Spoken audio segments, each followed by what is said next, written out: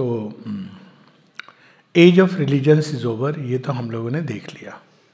तो क्या होगा रिलीजन का? वो आध्यात्मिक मत संप्रदाय की भी एज चली गई है। इसीलिए हम लोग को सचेत रहना है कि श्री अरविंद को भी हम एक नया मत संप्रदाय ना बना दे। माने इस बात के प्रति भी सचेत किया है कि we should not start a religion in the name of Shri Aurobindo, क्योंकि वो पॉसिबल ही नहीं है। एक तो वो वैसे भी इतने विशाल हैं कि उनकी टीचिंग को आप किसी एक मत या उसमें नहीं लगा सकते हैं।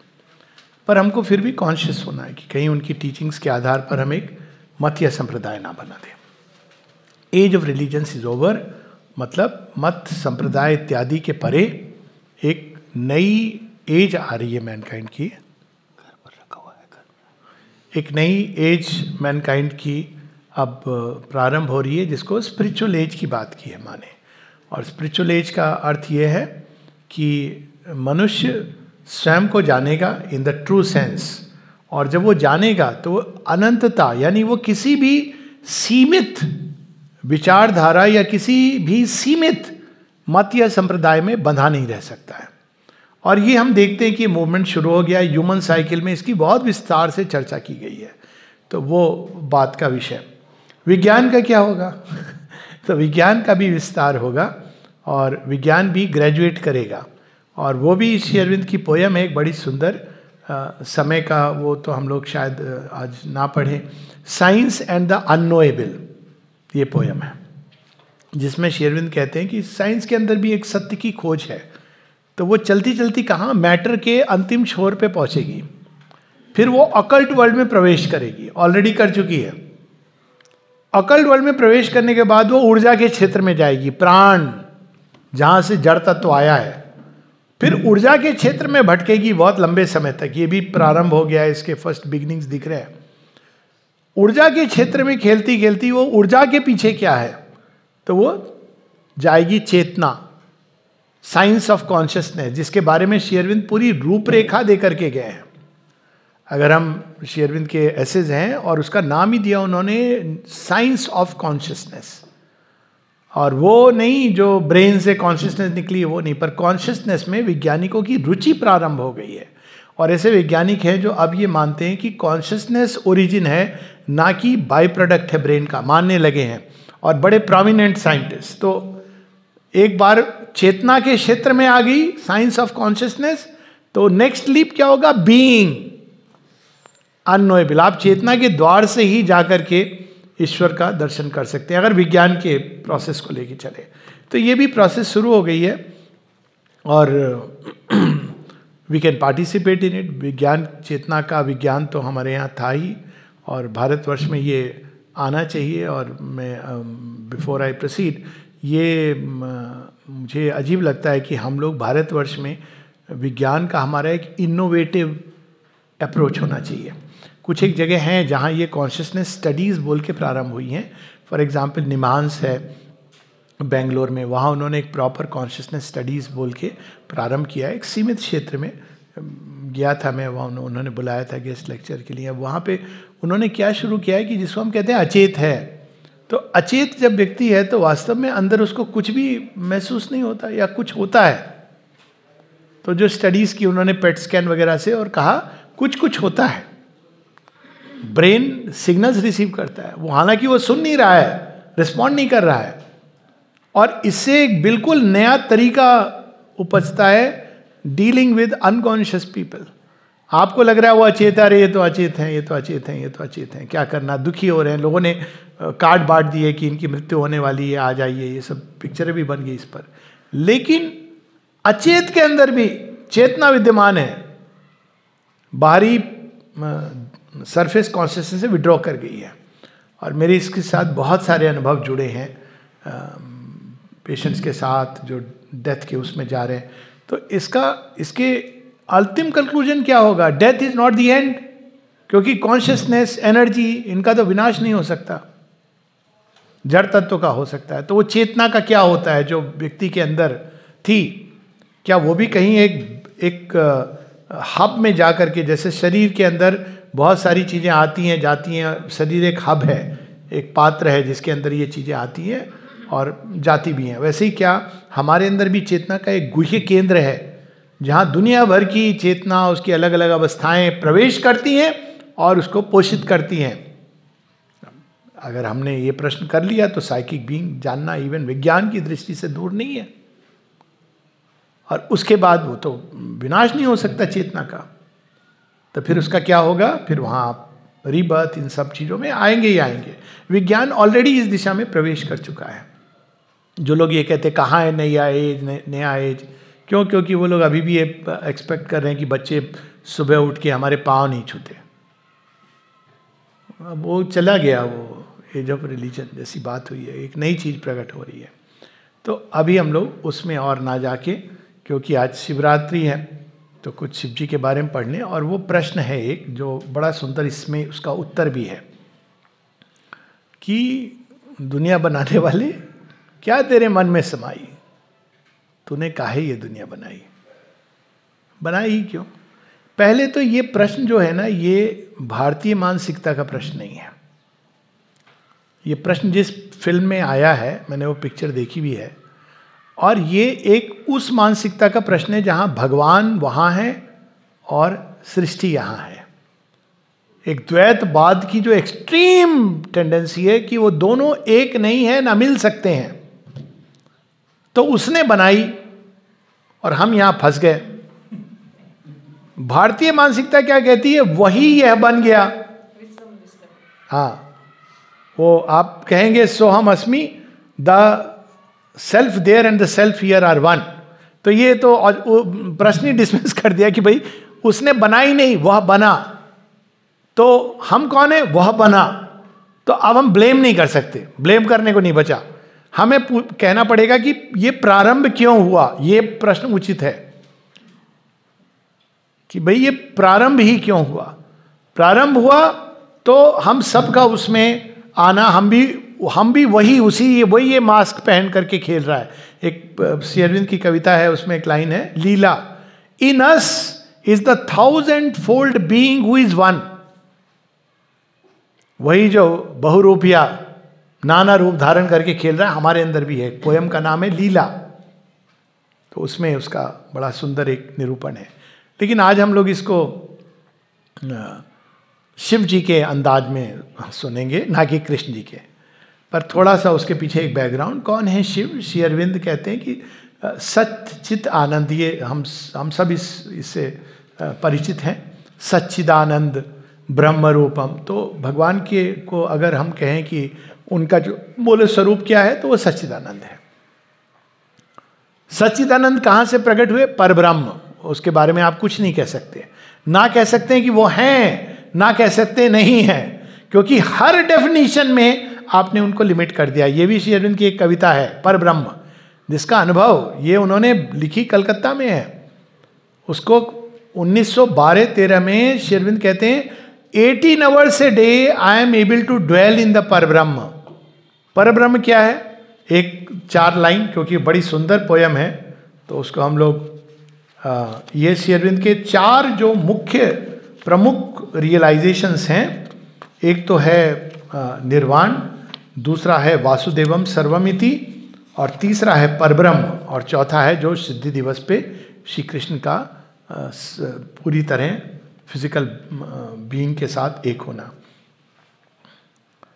तो ये 3rd मेजर रियलाइजेशन है। इसको टच करके विल कम टू शिव, क्योंकि ये ओरिजिन है परब्रह्म। तो बहुत लंबी कविता है, पेज 30-31 ये किताब जो है उसमें से। अब कहा जाता है कि परब्रह्म का वर्णन कोई नहीं कर सकता। क्यों? क्योंकि नेचुरली आपने वर्णन किया तो लिमिट कर दिया। लेकिन परब्रह्म तो परब्रह्म का वर्णन कर सकता है। कैसे वर्णन कर रहे हैं श्री अरविंद? अंदाज देखिए इस पोयम का, जॉय, शेयर जॉय, कैसे, जिसका वर्णन नहीं किया जा सकता, आप कैसे उसका वर्णन कर सकते हैं? नासदीय सूत्र में है, इस तरह से है। वो था कि नहीं था हम नहीं कह सकते। वो नास्तिकता का सूत्र नहीं है। वो ये कहता है कि वो वाणी शब्द समझ के परे है। अब श्री अरविंद का अंदाज, पेज 31-30 में वो प्रारंभ होती है, या 30 में लास्ट पैसेज से। इसको मैं बहुत विस्तार में नहीं जाऊंगा because I want to read something on Shiva. He is not bound by waking और बाई स्लीप, न सुसुप्ति न जागृत। He is not bound by anything at all.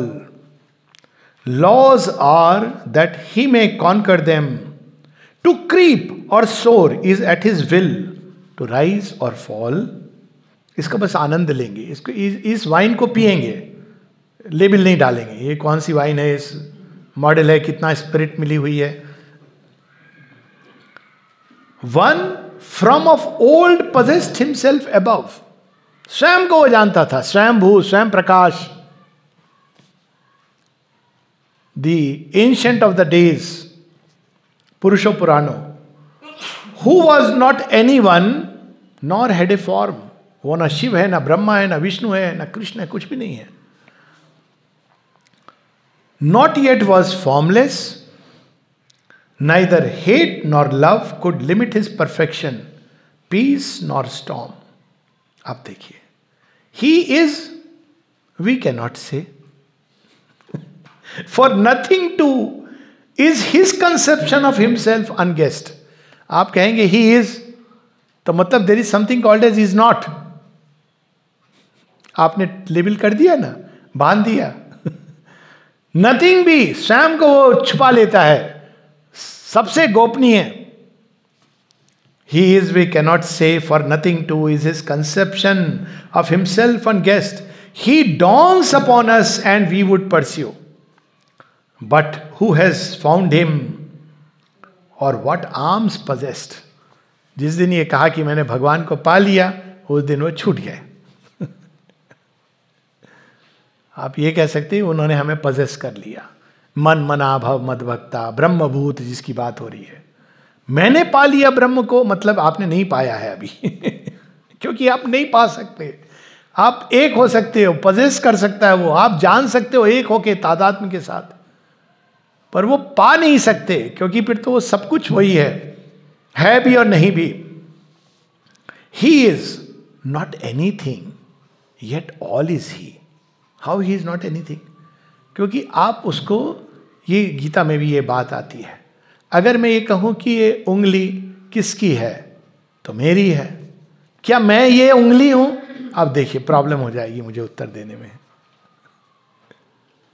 यह उंगली भी मैं हूं, पर अगर आप ये कहेंगे कि यह उंगली मैं हूं, तो समस्या है। ही is not anything yet all is he. ये उंगली भी मैं हूं, ये पांव भी मैं हूं, ये आंखें भी मैं हूं, पर आप ये कहेंगे कि यही मैं हूं, तो समस्या है। ही is not all but far exceeds that scope. मेरी देह की आपने पूरी वर्णन कर दी और कहा ये तुम हो, तो मैं कहूंगा नहीं, मैं तो और भी कुछ हूं। यहां पर आती ना मनोबुद्ध अहंकार चित्ता निनादम। आगे देखिए, both time and timelessness sink in that sea. अब यहां टाइम, टाइमलेसनेस क्या होती है? जहां काल लगभग स्थिर हो गया है। कहां स्थिर होता है? दो जगहों पे स्थिर होता है।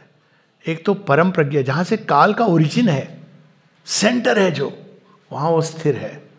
और अगर एकदम नीचे चले जाए निश्चेतना, वहां काल लैप्स कर जाता है। टाइम और स्पेस दोनों लैप्स कर जाते हैं। तो जहां काल स्थिर हो गया है, टाइमलेसनेस, उसके परे इटर्नल है। Time is a wave and space A wandering drop. क्या कहा जाए उनके बारे में या उसके बारे में, जहां पूरी काल की गति एक मात्र एक वेव है। युग युगांतर लगते हैं कि एक वेव चली गई। और स्पेस क्या है? केवल एक बूंद। कितने टाइम स्पेस हैं? अनेकों। हम तो केवल जड़ जगत के टाइम स्पेस को जानते हैं। प्राण जगत का, मनोमय जगत का, चेतना की अवस्थाओं के अनुसार हम देखते हैं टाइम स्पेस चेंज होते हैं। डिप्रेशन में देखिए, लगता है वो दिन नहीं गुजर रहा, होता है ना। और आपको डिप्रेस्ड आदमी को बोलो जरा भाई उठ करके पानी लिया, बड़ा भारी लगेगा, उसको लगेगा पता नहीं कितने दूर कुछ करने जा रहा है। खुशी में देखिए, हाँ अभी लाया। पौंडीचेरी जाते हैं तो लगता है ना कितनी जल्दी दिन गुजर गए, क्योंकि वो स्पेस और टाइम हमारी आंतरिक अवस्था से भी जुड़े हैं। मेटीरियल स्पेस नहीं, परंतु internal space. With in himself he shadowed being fourth. अब ये कौन है शैडोड बीइंग फोर्थ? सच्चिदानंद। वो परब्रह्म से ही शैडोज सच्चिदानंद, सच्चिदानंद ब्रह्म। Which is a younger birth, a well he chose to half conceal him. Knowledge, nothing worth save to have glimpses of its mighty cause. वो cause क्या है? And high delight, a spirit infinite, that is the fountain of this glorious world. इस सृष्टि का उद्गम क्या है? आनंद है, सच्चिदानंद. We'll come to that in a moment. Delight that labours in its opposite. कोई बोलेगा ये क्या आनंद की चीज है? ऑपोजिट में जाके पूछिए. बहुत सारे लोग हैं जिनको मट्टी में लोटने में मजा आता है. आप उसको पूछिए भाई क्या मजा आ रहा है, कहते हैं हमें आ रहा है. Delight that labours in its opposite, मतलब डिलाइट अपनी सारी अनंत है ना, तो अनंत संभावनाओं को एक्सप्लोर कर रहा है. पूरी तरह स्वयं को गोपनीय करके ढूंढने में भी उसको मजा आ रहा है. होता है ना हम लोग छुपन छुपाई खेलना, impossible adventure, bungee jumping, delight है आनंद के लिए. बिल्कुल अपोजिट में faints in the rose and on the rack is curled. Rose में भी छिपा है, प्रकृति की सारी वेव्स में भी वो प्रकट हो रहा है. This was the triune playground that he made, and one there sports a while. He plucks his flowers, and by his bees is stung. He is dismayed, flees from himself, or has his sullen hours. तो ये सच्चिदानंद, सत infinite existence, चित infinite consciousness. चित के साथ तपस जुड़ा हुआ है, क्योंकि चित इज नॉट जस्ट नॉलेज. कोई भी ज्ञान ऑटोमेटिकली उसके साथ कर्म जुड़ा हुआ रहता है. कर्म ये हो सकता है कि नहीं मैं कर्म नहीं करूंगा, या कर्म हो सकता है कि मैं ये करूंगा. किसके आधार क्या होता है? ज्ञान. जितना सीमित ज्ञान है उतना सीमित कर्म है. They are together. इवन जहां लग रहा है कि कर्म कर रहा है बिना सोचे समझे, वहां भी एक ज्ञान छुपा हुआ है. तो योग के द्वारा ऑफकोर्स ज्ञान को पूरा रिक्लेम करके कर्म करते हैं. तो chit tapas, tapas is power. Knowledge and power सारी सृष्टि में खेल रहे हैं. एटम्स के अंदर भी नॉलेज और पावर है, चींटियों के अंदर भी नॉलेज पावर है, सबके जगह लिमिटेड रूप में. तो चित, तपस और आनंद, ये सच्चिदानंद के अंदर ये 4 फोल्ड गॉड हैं. 4 एस्पेक्ट्स हैं. Infinite existence is Brahma, infinite consciousness is Vishnu, infinite tapas और force is Shiva, infinite ananda और ब्लिस इज कृष्णा. यही है 4 ओरिजिनल गॉड. देखिए आप इंडियन मिथोलॉजी में जाएंगे तो दे आर द वंस. तो नॉर्मली हम लोग त्रिदेव की बात करते हैं, ब्रह्मा विष्णु महेश. कृष्ण क्यों? क्योंकि आनंद के कारण ये प्रारंभ होता है. हैं चारों एक साथ ब्रह्मा, लेकिन हम लोग उनको ओवर माइंड और उसके नीचे वाले प्लेन्स पे पौराणिक पूजा हुई है. लेकिन इनका ओरिजिन कहाँ है? उसी सच्चिदानंद ब्रह्म में. उस सच्चिदानंद का जो सत्ता का जो पार्ट है, एग्जिस्टेंस, वो ब्रह्मा. उनका जो चित्त, जो सारी सृष्टि को जिसने ताने बाने से बांधा हुआ है. और इसी में आता है धर्म की जब ग्लानि होती है तो विष्णु भगवान क्यों आते हैं? वो कौन सी धर्म की ग्लानि है? जब सृष्टि का बैलेंस. क्यों? क्योंकि चेतना ने एक सूत्र में सब बांधा हुआ है. जब एक वृत्ति अधिकता में बढ़ जाती है और बहुत सारी चीजें या तो छिपी हैं या प्रकट नहीं हुई हैं, तो उस बैलेंस को ठीक करते हैं.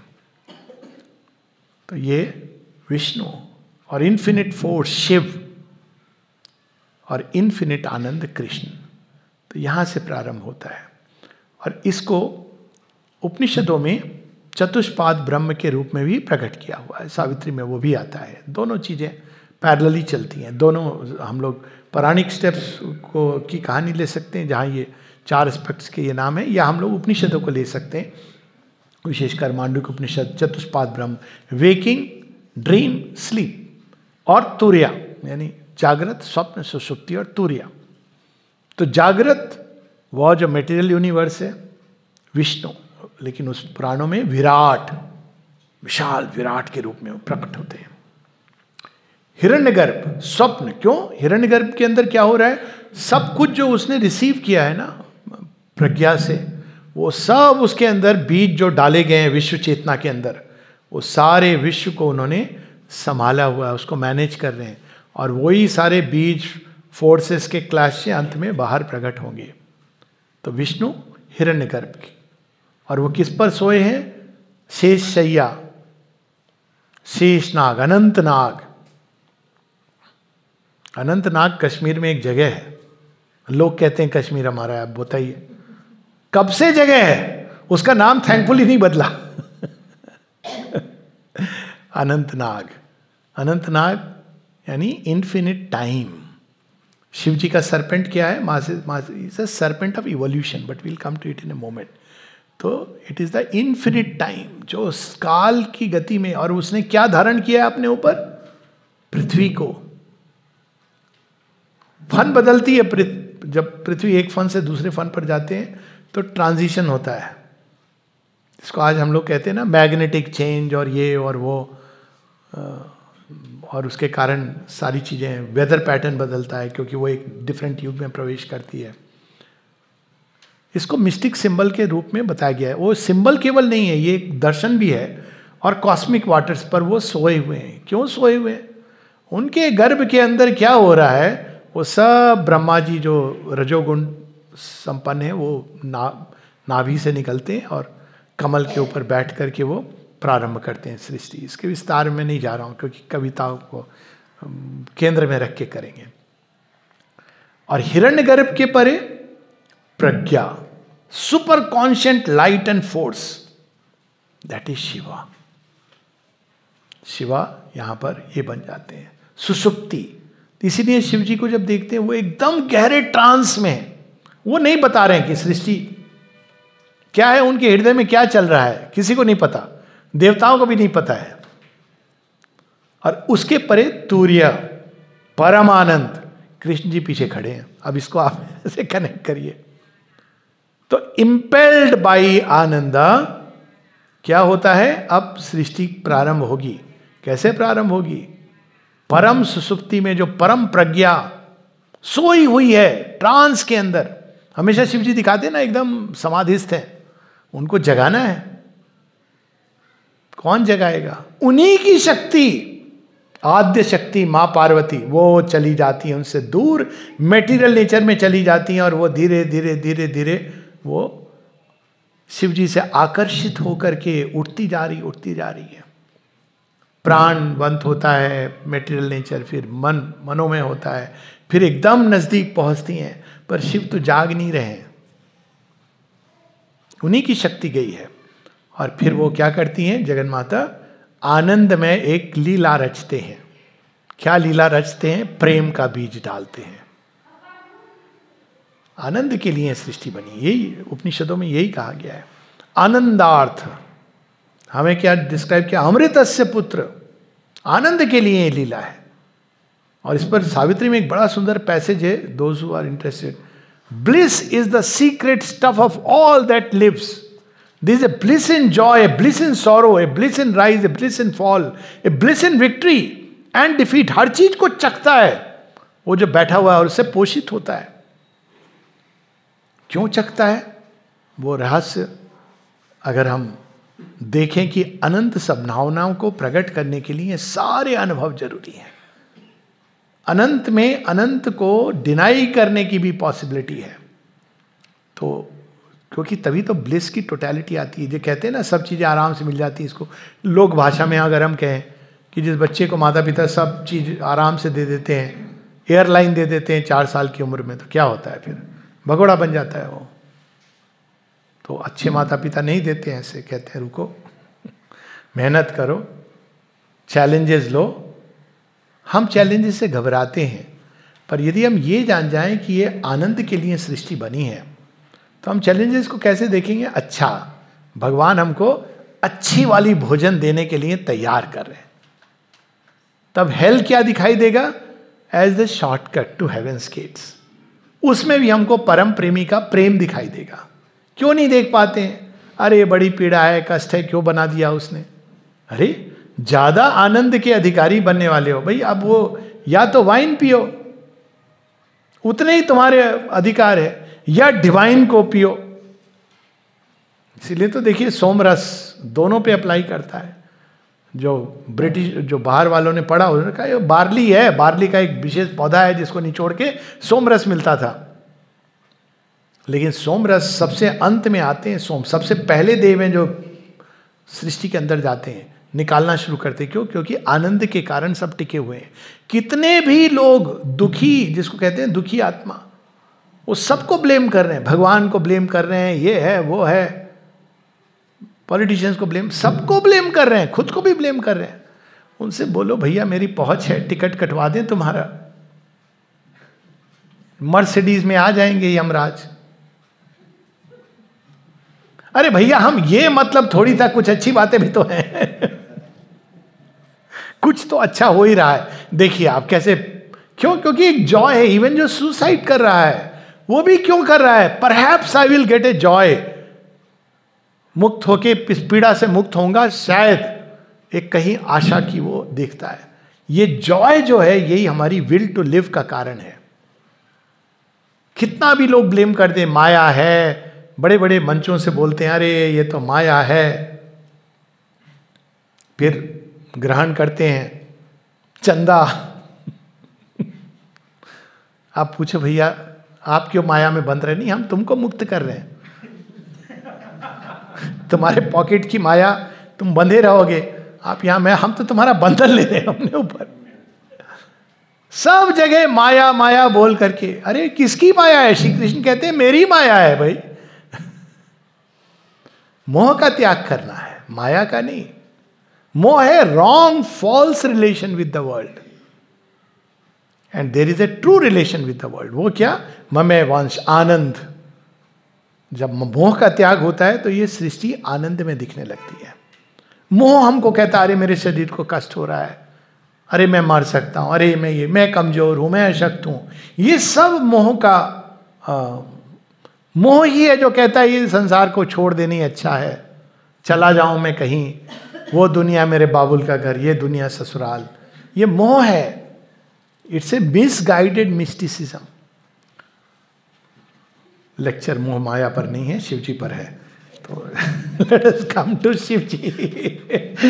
श्री अरविंद ने 2 कविताएं लिखी हैं शिव पर, और इसमें उसका संकेत है, इसीलिए मैं वो कविता आज, हाँ 2 कविताएं लिखी हैं उन्होंने शिव जी पर, 3 लिखी हैं एक्चुअली। 2 जो शिव के नाम से है, एक केवल शिव, वो हम आज पढ़ेंगे। दूसरा है शिवा द इनकॉन्शियंट क्रिएटर। क्यों? वही जो बीज उन्होंने मेटेरियल नेचर के अंदर डाल दिए हैं, अपनी ही ऊर्जा उसके अंदर डाल दी है, इसलिए वो महाशिवरात्रि और दोनों का प्रणय, दैट्स अ सिंबल। 2 नाइट्स, एक जो सुपर कॉन्शियंट, एक इनकॉन्शियंट, जिसकी बात हुई है। एक्चुअल ओरिजिन वहाँ है, लेकिन हम लोग यहाँ पे दिखता है कि वो इनकॉन्शियंट से निकल रहा है। क्यों? क्योंकि उनका बीज इसमें पड़ा हुआ है। और तीसरी बड़ी सुंदर है एपिफेनी, उसमें शिव के 2 रूपों का वर्णन है, एक शिवत्व के रूप में, दूसरा है रुद्र के रूप में, और एक और है दी वन सेल्फ, जिसके अंदर वो Shiva and Krishna are a single god, इसकी बात करते हैं। पर अगेन लोभ संवरण कर रहा हूँ मैं, तो एक एक पोयम में घुस के पूरी रात बिता दे व्यक्ति, ये तो नशा है। तो आज हम लोग केवल ये, इसी बुक में है पेज 39 पर, Shiva.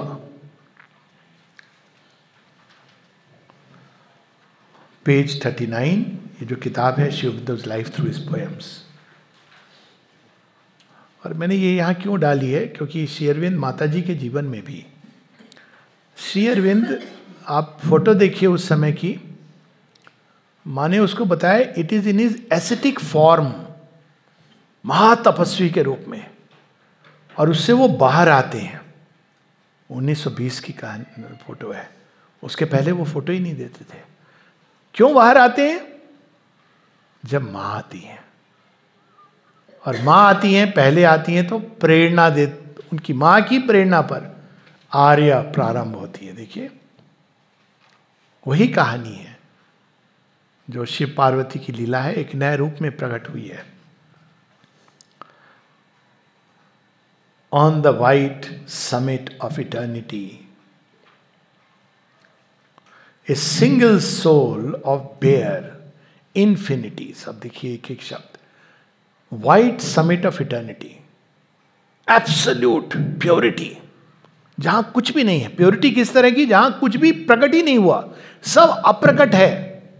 White eternity, a single soul of bare infinities, एकमेव द्वितीयम, वह जिसके अंदर अनंत संभावनाएं छिपी हैं। लेकिन यहां अनंत संभावनाओं की बात नहीं हो रही है, बेयर इंफिनिटीज।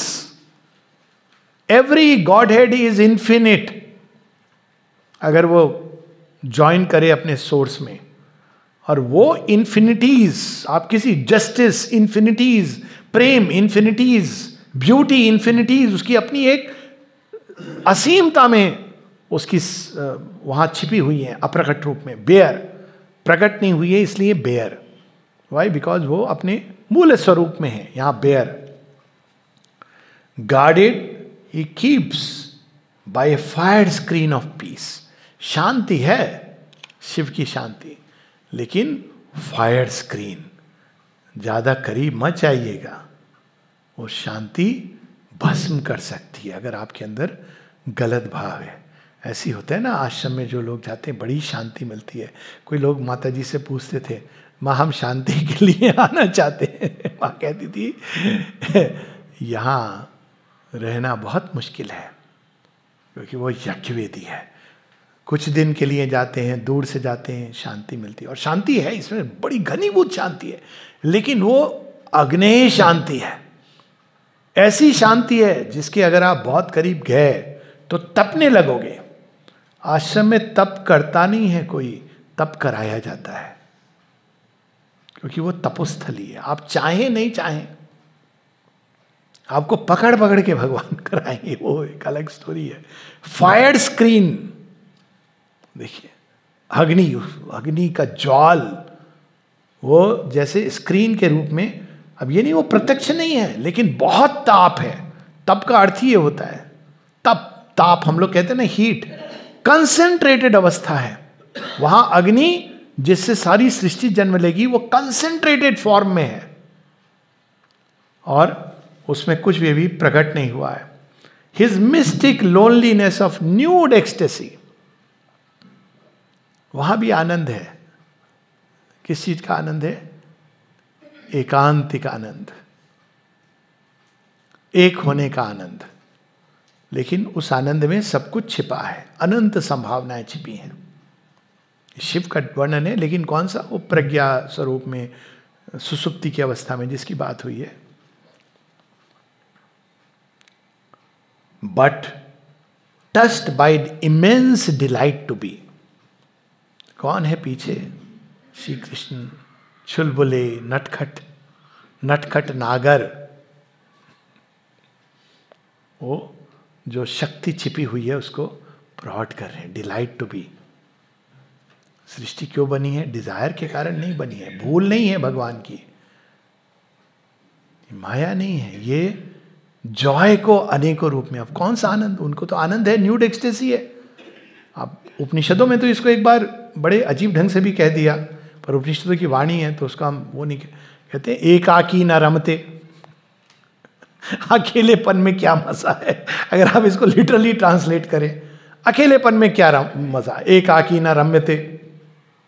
पर इसका जो मेन है वो ये, एको हम बहुश्याम, वह एक का आनंद अनंत प्रकार के आनंद में। और देखिए हम सब के अंदर है ये चीज। आश्रम भी जाते हैं तो कंपनी ढूंढते हैं, उसके बाद आपको चाहे अंत में कम से कम समाधि के पास तो आप अकेली सिर, ये नहीं चलो एक साथ सिर नहीं लेकिन चलो साथ में। कोई भी चीज अकेलेपन का अपना आनंद है, लेकिन उसको एक्सपेंशन का जो आनंद है ये हम लोग एक स्मॉल उससे हम देख सकते हैं। तो वही आनंद जो एक का आनंद है वो अनेक आनंद में प्रकट होना चाहता है। क्यों? क्योंकि वो अनंत है, वह एक अनंत है, उसमें अनंत संभावनाएं हैं। सभी संभावनाओं के द्वार से वो आनंद स्वयं को प्रकट करना चाहता है और फिर से अपने को टच करना चाहता है। तो move touched by an immense delight to be, he looks across unending depths and seas, musing amid the inconscient silences, the mighty mother's dumb felicity। अब देखिए यहाँ पे ये कहानी का ये वो भाग है जो नहीं हम तो सुनते हैं ना, शिव जी तीसरी आंख खुलती है, भस्म कर देते हैं। यहाँ शिव की आंख खुलती है। क्यों खुलती है? क्योंकि आनंद ने उनको अंदर में प्रेरित किया है। और जब आंख खुलती है उनकी तो वो क्या देखते हैं, कहाँ जाके दृष्टि गिरती है उनकी? डम मदर। डम मदर कौन है? Material nature. उन्हीं की शक्ति ऐसे बन गई है। ये भी आता है शिव पुराण में और ऋग्वेद में भी है, बट उसके विस्तार में 10वें मंडल में। उन्हीं की शक्ति इतनी दूर चली गई, डम मदर बन गई, लेकिन अभी भी उसके अंदर डम फेलिसिटी, वो एक जॉय का एक स्पर्श है। इसीलिए देखिए मेटेरियल नेचर में भी हम लोगों को, मनुष्य को अगर किनारे कर दें तो हर चीज में जॉय एक स्पॉन्टेनियस मिलता है। इवन सांप को दूर से देखेंगे तो टीवी पर ठीक है, मनुष्य के साथ कुछ प्रॉब्लम होती है। मनुष्य भी सुख देता है थोड़ी देर, लेकिन उसके बाद कुछ हो जाता है। ईगो का इतना स्ट्रांग उसका, पर वो एक अलग स्टोरी है। तो माइटी मदर कौन है? Material nature. एक क्षण को अगर फ्लड आ जाए तो पूरी पृथ्वी को डुबो दे। Mighty mother. स्टार्स एक्सप्लोड कर रहे हैं, बिलियंस ऑफ स्टार्स जन्म ले रहे हैं, मर रहे हैं, माइटी मदर। लेकिन उसके अंदर एक जॉय है जो हेल्ड बैक है। वो शिव देखते हैं कि अरे मेरी शक्ति वहां पर कार्यरत है, और कार्यरत है, लेकिन वो अपने पूरे जॉय को अंदर में संवरण किए हुए है, जो जन्म लेना चाहता है। तो वो क्या करते हैं? Half now awake she rises to his glance. ऐसी थोड़ी माता पार्वती आ गई, वो भी शिव ही कर रहे हैं, धीरे धीरे तप करा रहे हैं। ये भी आती है शिव पुराण में, पूरी स्टोरी अगर हम देखें, तप भी वही करा रहे हैं। धीरे धीरे उनकी जो दृष्टि पड़ती है तो वहां से माइटी मदर, उन्हीं की शक्ति जो माता पार्वती बन करके जड़ तत्व में समा गई है, मेटीरियल नेचर, वो जागती हैं। और जाग करके वो क्या देखती हैं? Then move to circling by her heart beats will. वो जाना चाहती हैं शिव जी के पास। तो अब क्या करती हैं? कैसे जाएंगी? अब उनको, अब सामने कौन खड़े हैं उनके? उन्हीं के प्रियतम, जहां से वो आई हैं।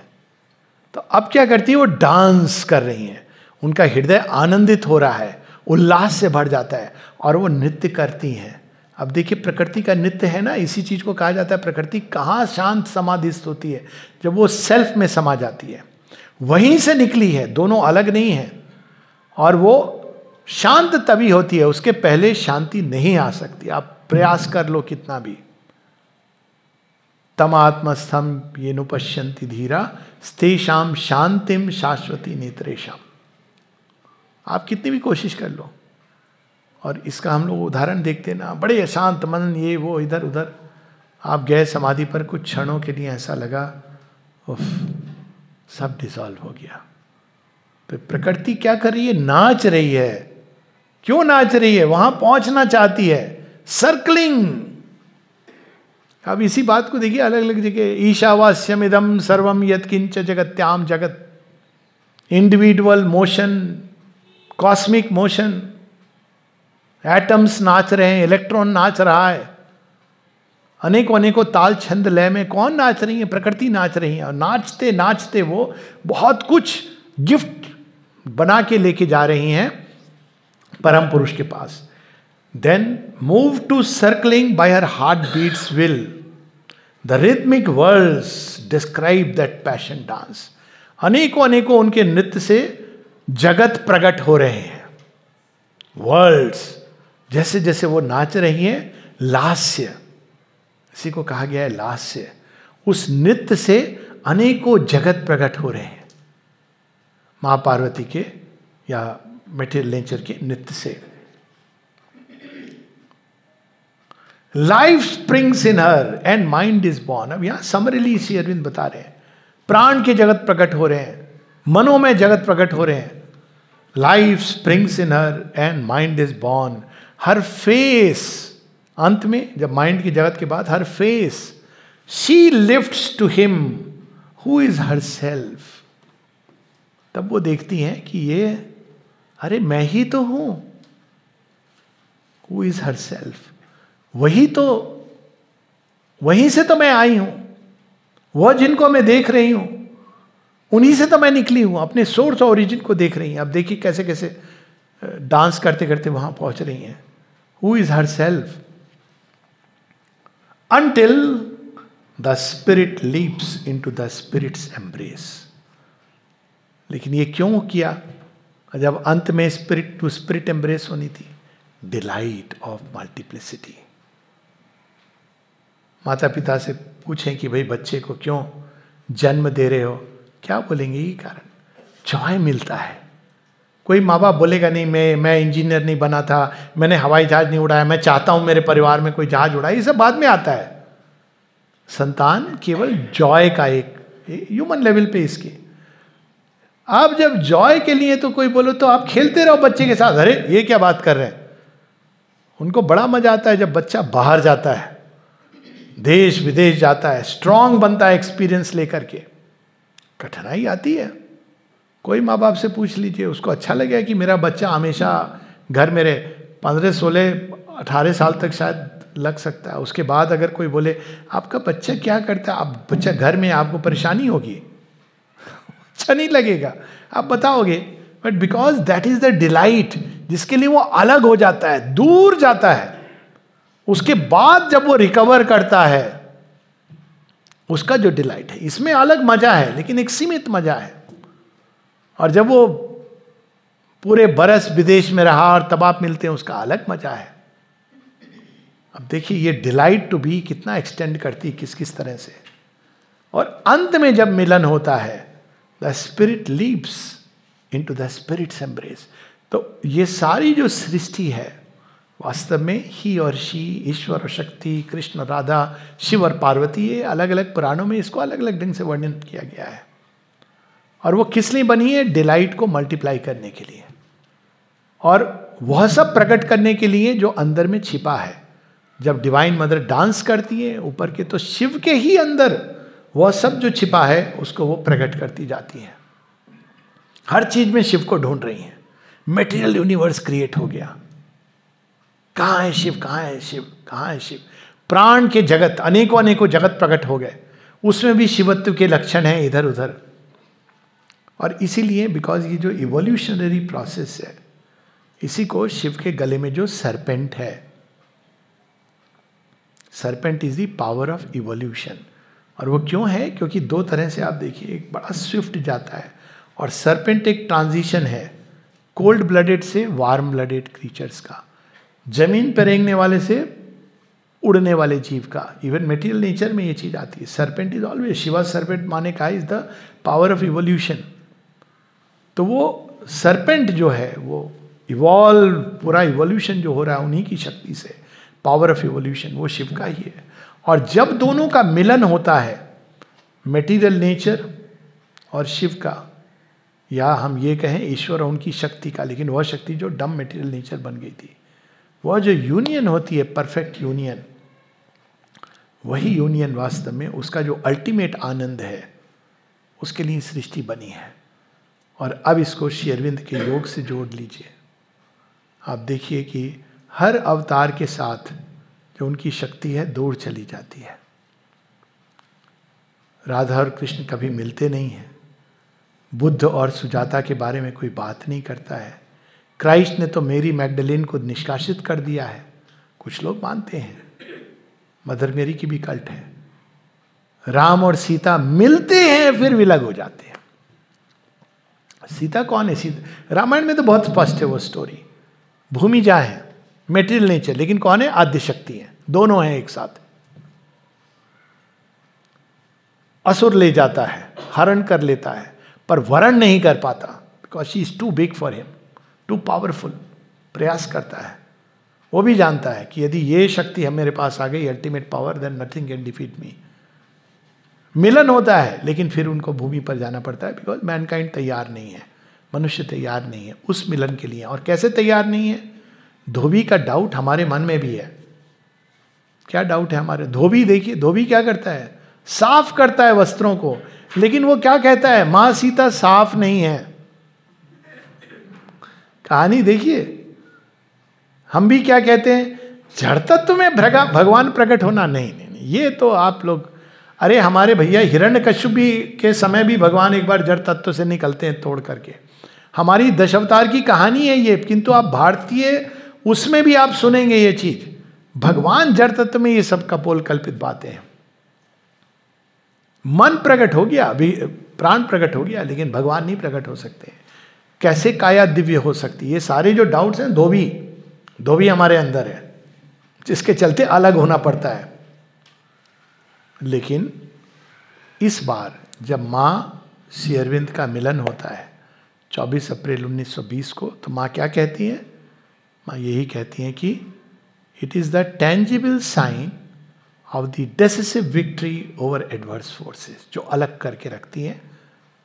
और इसीलिए शिव का एक नाम दिया है माने is the Lord of transformation, इस सेंस में। क्योंकि जब जड़ प्रकृति के साथ वो जो शक्ति, जो सुप्रीम पावर है, वही उन्हीं के अंदर की शक्ति उनसे अलग होके ये जड़ तत्व बनती है। और वह सुप्रीम पावर से फिर से जब मटेरियल नेचर का यूनियन होगा, वही रूपांतरण है। और ये इस बार फलित होगा। यही माँ बताती हैं, sure sign, tangible sign of the decisive victory over the adverse forces. और जितना हम उस दिशा में जाएंगे, उतना अधिक शिव पार्वती का विवाह संपन्न होगा। पर वैसे तो शिव विवाह मना लेना, मान्यता, थोड़ा नाच गाना कर लेना, वो एक अलग चीज़ है। लेक्चर दे लेना वो एक अलग बात है। परंतु इसीलिए कहा गया है कि वो ओरिजिनल मॉडल है। वो सूक्ष्म जगत की एक घटना के रूप में एक बहुत बड़ा संकेत है उसमें। वह जो सूक्ष्म जगत में संकेत है, उसको इस पार्थिव जगत में शिव और पार्वती इस मटेरियल वर्ल्ड के नहीं है, वो एक अलग लेवल की है। लेकिन इस कहानी में उन सार रूप में रूपांतरण की पूरी बात कही गई है, डिसिसिव विक्ट्री की बात कही है। और दोनों के मिलन से जो चीज़ घटित होने वाली है, वह अब हम सब के जीवन में उस ओर हम सब अग्रसर हैं, आगत युग की ओर। It is the victory of the divine completely possessing his own material nature. तो जो लोग कहते हैं प्रकृति अलग है, पुरुष अलग है, वो that is not the original truth. आपने द्वैत लिया है। एक उन्हीं के ओरिजिन को समझना मुश्किल था भगवान के, अब प्रकृति को भी समझो उसका ओरिजिन कहाँ से है। तो they are one, there are two who are one and play in many worlds, in knowledge and ignorance they have spoken and met. हमारे they are privy to our thoughts. सब कुछ जो हमारे अंदर है, दोनों के मिलन से ही होता है। लेकिन जब पूरी तरह अधिकार हो जाएगा इस जड़ तत्व का, अभी शिवत्व है वो मटेरियल नेचर के अधीन है, वो लेटे हुए हैं और काली का नृत्य हो रहा है। लेकिन जब पूरी तरह से ये जड़ प्रकृति शिवत्व के अधीन हो जाएगी, पूरी तरह उस शक्ति के अधीन हो जाएगी, तब धरती के ऊपर एक जन्म लेगी नई संभावना, जिसके लिए सारी सृष्टि प्रतीक्षारत है। तो हम लोग यहाँ रुक सकते हैं। कोई प्रश्न है तो I can take, there is 5-10 minutes तो हैं हमारे पास।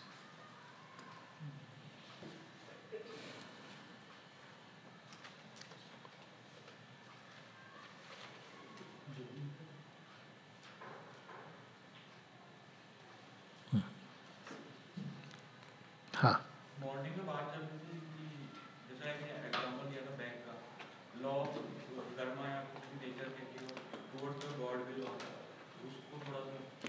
तो ऐसा है कि कर्म का भाग्य के बारे में बात है। भाग्य हम लोग सोचते हैं ऐसा किया तो वैसा होगा, है ना। नॉर्मली लॉ क्या है, आप तुमने ऐसा किया है तो वैसा ही होगा, तुम्हारे कर्मों के अनुसार से तुम भाग्य का निर्माण कर रहे हो। तो कर्म क्या है, तुम्हारे अंदर से एक ऊर्जा निकली विचारों के रूप में, भावनाओं के रूप में, कृत्य के रूप में, वो कर्म है। और वो अपनी एनर्जी एक कोर्स पे जाएगी और उसका जो भी उसके अनुसार सृष्टि के अंदर से एक रिएक्शन होगा जिसको हम कर्म फल कहते हैं। This is easy. तो अब उसको एक जब आ रही है तो कहा गया जैसा कर्म है वैसा ही उसका प्रतिफल मिलेगा। तो इसमें समस्या क्या है, ये आपको सृष्टि से कट ऑफ करके दिखा रहा है। आपका कर्म है, दूसरे का कर्म है, वो अलग फल ला रहा है, तीसरे का कर्म है वो उसके अनुसार। ये तो संभव ही नहीं है क्योंकि सृष्टि एक सूत्र में बंधी है। माता जी इसको ऐसे कहती हैं, तुम्हारा एक कर्म निकला। और इसीलिए हम लोग विसंगतियां देखते हैं। सबसे बड़ी विसंगति क्या होती है, आप मेहनत कर रहे हो लेकिन कोई जरूरी नहीं कि आपने बड़ी मेहनत की है उसका परिणाम अच्छा हो। लोग हैं 6 बार प्रयास करते हैं, फेल हो जाते हैं। अगर केवल कर्म का प्लस एटीएम कार्ड की तरह है तो इतना तो निश्चित है कि एटीएम कार्ड की तरह नहीं ऑपरेट करती है लॉ ऑफ कर्मा। तो हम क्या कहते हैं, आपके पुराने जन्म में पाप पुण्य ये सारी समस्या वो ले आते हैं जिसके बारे में यू कांट क्वेश्चन। पाप पुण्य कहाँ से आ गया, ये एक अलग ही बात आ गई। क्या पाप है क्या पुण्य है उसको डिफाइन करना बहुत मुश्किल है, बड़ी रिलेटिविटी का वर्ल्ड है एक। हाँ वही सब आ रहे हैं वहाँ पर। तो प्रारब्ध क्या है, वही है ऊर्जा जो आपने रिलीज की है। लेकिन पाप पुण्य का जो लेबल हम दे देते हैं, लेबलिंग क्या होती है। अब एक आपसे एक प्रश्न के रूप में पूछा जाए कि फला फला के बेटे ने अपने बाप को 2 थप्पड़ लगाए, अब बोलो ये सही है या गलत है। एक मतलब मानवीय भावनाओं के रूप में व्हाट विल यू से, गलत है ना, नॉर्मली यही कहेंगे ना। हाँ, अब अगर हम कहें कि वो बच्चा वास्तव में 2 साल का था अब क्या कहोगे, बाप धुत होके नशे में आया था। तो ये पाप और पुण्य का जो एस्पेक्ट है, जो इग्नोरेंस में कोई चीज की जा रही है, हम सब इग्नोरेंस में ही करते हैं, ये वृत्तियां होती हैं। इग्नोरेंस में कोई चीज, उसका दंड का विधान कहां से आ गया। उसका दंड होना चाहिए ज्ञान का उदय, उसका शमन अगर करना है, जिसको आजकल एक ह्यूमन बीइंग्स भी समझ रहे हैं कि प्रिजन को रिफॉर्मेटरी बनाना चाहिए, ये भाव आ गया है। क्योंकि वृत्ति तो वही रही ना। वो वृत्ति क्यों है, ज्ञान की वजह से। अज्ञान क्या है, मोह की वजह से। मोह क्या है, ईगो, सेल्फ। ईगो का एक्सट्रीम रूप क्या है, इग्नोरेंस से आ रहा है। वो क्या इग्नोरेंस है, ये जीवन केवल मेरे नीच के।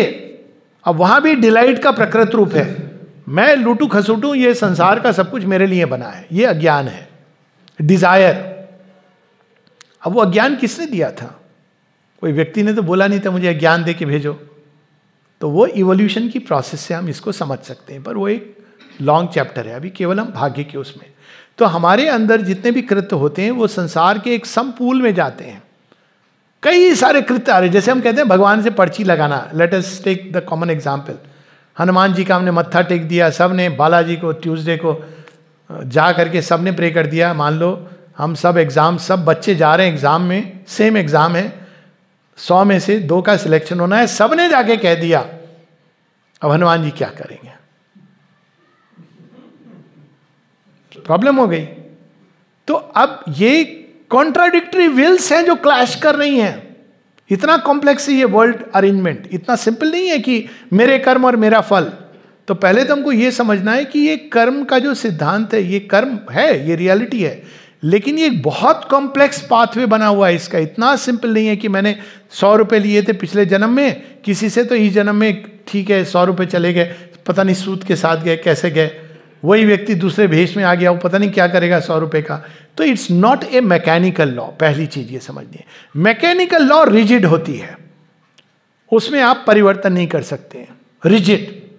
लेकिन जैसे जैसे हम आध्यात्मिक जीवन की ओर उठते हैं, हम देखते हैं कि मैकेनिकल कोई भी लॉ रिजिड नहीं होती है। फॉर एग्जाम्पल, डॉक्टर कहते हैं कि भाई सिगरेट पीने से आप बीमार होते हो, सही बात है। आपने देखे होंगे ऐसे लोग जो सिगरेट पीते हैं और बीमार नहीं होते हैं। ऐसे भी देखे होंगे जो नहीं पीते हैं और बेचारों को हार्ट अटैक हो जाता है ना। तो जैसे जैसे अब ऐसे लोग हैं जो केवल मन की शक्ति से फिजिकल बॉडी की जो नियम है उसको ओवर पावर करते हैं। एक एग्जाम्पल थे बाबा आमटे, लेप्रेसी की उन्होंने इंजेक्शन लिया अपने अंदर कि भाई मुझे ही बना लो स्टडी करने के लिए, क्योंकि लेप्रेसी बड़ी मुश्किल से होती है। उसका कोई रिसर्च के लिए वो चूहिया के फुट पैड में आप कर सकते हो, और मनुष्य में उसका लंबा इंक्यूबेशन है 10-10 साल। तो आप स्टडी कैसे करोगे इसको कि कोई दवाई काम करेगी कि नहीं। तो उन्होंने कहा मेरे शरीर पे टेस्ट कर लो। उन्होंने बाद में आनंद वन बनाया, बड़ा सुंदर काम किया। श्री अरविंद को उन्होंने चिट्ठी भी लिखी थी जब ये काम करना चाहते थे। खैर, तो उन्होंने लिया लेकिन उनको हुई नहीं। क्यों? मनोबल इतना स्ट्रांग है उनका, such a man of tremendous inner, कहते हैं ना ऊर्जावान, हुई नहीं। कायदे से होनी चाहिए। कोरोना में भी हमने देखा, वैक्सीन वाले बीमार हो गए, मर भी गए। ऐसे भी लोग हैं जिन्होंने नहीं ली, बच गए। तो अब क्या हुआ? 1-to-1 लॉ नहीं है। क्या हुआ? एक स्ट्रांग मनोबल ने केवल ह्यूमन लेवल पर अगर हम देखें उस चीज का जो कोर्स था बदल दिया। और ये किस लिए जरूरी है?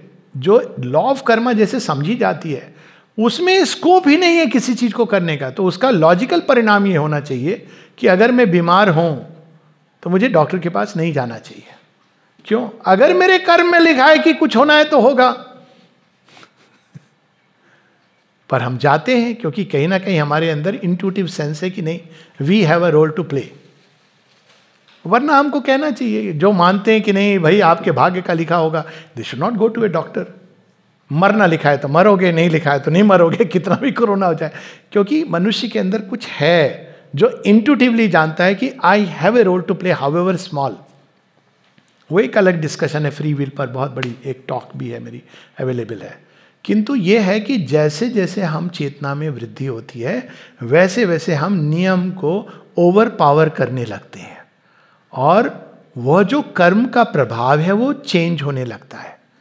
इसीलिए कहा गया है कि प्रारब्ध कर्म को मॉडिफाई किया जा सकता है, उत्कट कर्म को कहा जाता है कि नहीं मॉडिफाई किया जा सकता है। प्रारब्ध कौन है? संचित कर्मों के द्वारा जो आपका आ रहा है। तो उसमें कुछ चीजें थी जो आपको भोगनी थी लेकिन मॉडिफाई हो जाती हैं। क्यों मॉडिफाई हो जाती है? उसको कहते हैं मिटिगेट करना। और इसीलिए नाना प्रकार के उपाय बताए गए। अगर कर्म की लॉ एकदम फिक्स्ड है तो कोई उपाय राहु केतु कुछ भी क्यों हम करें, फिक्स नहीं है। अब क्या करते हैं राहु केतु इत्यादि करके? आप उन शक्तियों का आवाहन कर रहे हैं जिन्होंने कर्म का ताना बाना बुना है। तो कोई शनि देवता को प्रसन्न कर रहा है, कोई हनुमान जी, कोई तो हो जो आ करके, अब वहां पे क्या हो रहा है? कर्म आपने किया, प्रारब्ध ये होना था, लेकिन ये अब शक्तियां आपस में डिस्कशन कर रही हैं। देखो जो भी है इसके अंदर कहीं ना कहीं पश्चाताप भी आ रहा है। अब इसने अपने हिस्से की पूजा पाठ कर ली। I am giving a crude example. अब ठीक है इसको, लेकिन अब होना तो है, छोटा सा कर देते हैं।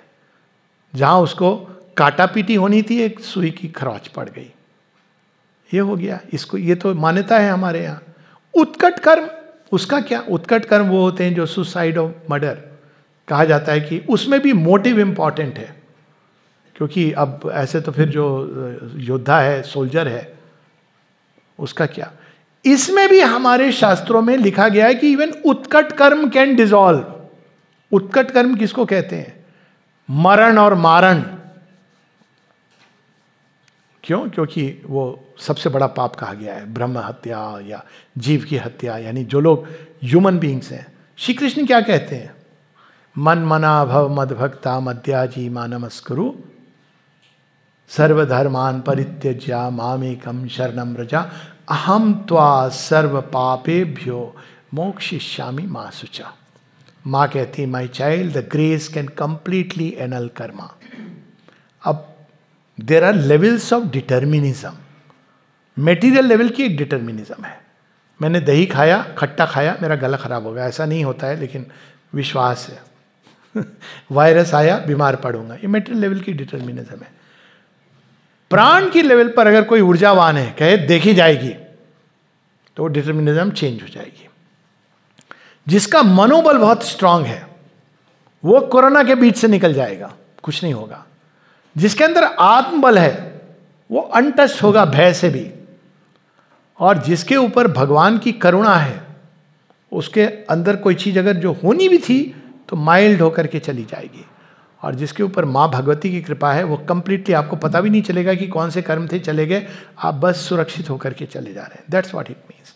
The karma, law of karma is not rigid, mechanical and ineluctable. और ये हमारे ही शास्त्रों में है। एक और चीज हमारे शास्त्रों में बड़ा सुंदर, पुरुषार्थ। ये कहा गया है कि आज के जो आपके रिजल्ट्स हैं कर्म के, आपके पास्ट एक्शन से हैं, किंतु पुरुषार्थ द्वारा हम उनको बदल सकते हैं, मॉडिफाई किए जा सकते हैं, इसीलिए पुरुषार्थ है। हाँ, अब ये तो कोई कर्म आने के बाद का हुआ, जैसे आप बोला मनोबल, हाँ हाँ वो तो रिएक्शन और रिस्पॉन्ड की बात हाँ है कि जैसे किसी की भी कष्ट आया हाँ, तो वो डिफरेंट माइंडसेट है, ही कैन चेंज। छोटा सा लेके बैठा है, हाँ कोई बड़े को भी कुछ भी नहीं मानता। हाँ, मानने नहीं, बड़ा छोटा हो जाएगा। मतलब ये कि the law of karma it can change the effect that was going to come. ये ना कर्म फल वो बदल सकता है, ये बात है इसमें, मूल चीज ये है। वो नहीं मानना तो एक अलग बात हो गई कि मुझे हो गया और मैंने उसको छोटा समझ लिया। आपको वो चीज जो बड़ी होने वाली थी वो छोटी होकर के निकल जाएगी, होगी ही नहीं, ये मतलब है मॉडिफाई का। तो उसे मैंने एग्जाम्पल दिया था कि वो कितनी सारी कॉस्मिक फोर्सेस कार्य कर रही हैं और कौन सी चीज इंटरवेन करके, और सबसे बड़ी फोर्स तो हमारे अंदर है। श्री अरविंद कहते हैं soul freedom walks with every step of fate and soul can change the fixed course of fate. अब हमारे यहाँ कहानियां है ना, मार्कंडे की कहानी क्या है? मार्कंडे ही थे ना, उनको तो स्वयं शिव जी ने कहा था ये 12 साल जिएगा, भविष्यवाणी हो गई है। मार्कंडे की कहानी तो स्मरण है ना, तो 12 साल जीने वाला है और क्या हो रहा है, वो मृत्यु आ गई। यम के वो कहा भाई मेरे पास लिस्ट में लिखा हुआ है तुम्हारा नाम। तो क्या करते मार्कंडे? इस मार्कंडे पर बाय द वे एक पोयम भी है शेर, बड़ी सुंदर, I Markandeya from the world's release. Markandeya Shiv की शरण में चले जहां से। तो इसका अर्थ क्या हुआ? जो तुम्हें ये संसार में लोग कहते हैं ना भगवान पीड़ा दे रहा है, ओके, शमन कहाँ है? भगवान के पास ही है। शिव ने जो कहा कि भाई ये 12 साल, शिव ही उसको कैंसिल कर रहे हैं। और यम कहते हैं कि भाई ये तो विधान आपका बनाया हुआ है। कहते हैं हाँ, और मैं ही कैंसिल कर रहा हूं। क्यों? क्योंकि ये मेरी शरण में आ गया। तो इवन जो लोग कहते हैं भगवान ने संसार में पीड़ा बनाई, तो ब्यूटी है कि ये पीड़ा भी आपको अंत में वहीं ले जा रही है, क्योंकि आप रियलाइज करोगे कि शमन भी इसका भगवान के पास है। तो इट इज हेस्टनिंग द इवोल्यूशन। क्योंकि वासुकी फुफकार रहा है ना, इसलिए आप शिव के पास भागे चले जा रहे हो। नहीं फुफकारता तो मजे ले रहे होते वैसे बैठे, लेकिन वो अल्टीमेट नहीं मिलता। तो it is not a law of reward and punishment. The law of karma is to hasten the manifestation of the divine in us. ये इसका गूढ़ सत्य है जो श्री अरविंद प्रकट करते हैं। It is not just about reward and punishment, much deeper. और वो पूरी पिक्चर को कंप्लीट कर देता है, नहीं तो आधी अधूरी रह जाती है।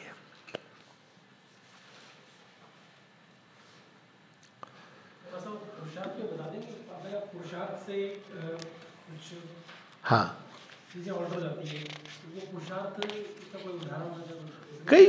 कई उदाहरण है पुरुषार्थ के।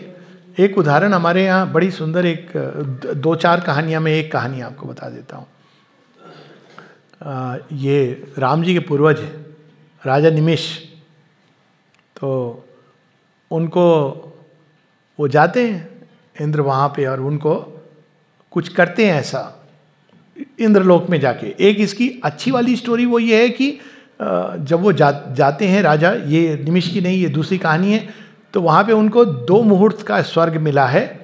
और अभी मैं इन चीज़ों के डिटेल में नहीं जा रहा हूँ क्योंकि वो एक लंबा विषय हो जाएगा। और उनको कहा गया है 2 क्षण के बाद आपको बहुत सारे नरक भोगने हैं। कहते ठीक है। अब वो जाते हैं वहाँ शुरू कर देते हैं दान करना, स्वर्ग की सारी चीज़ें। सब देवता कह रहे हैं आप ऐसा नहीं कर सकते। कहते क्यों नहीं कर सकता हूँ, अभी तो मैं राजा हूँ यहाँ का।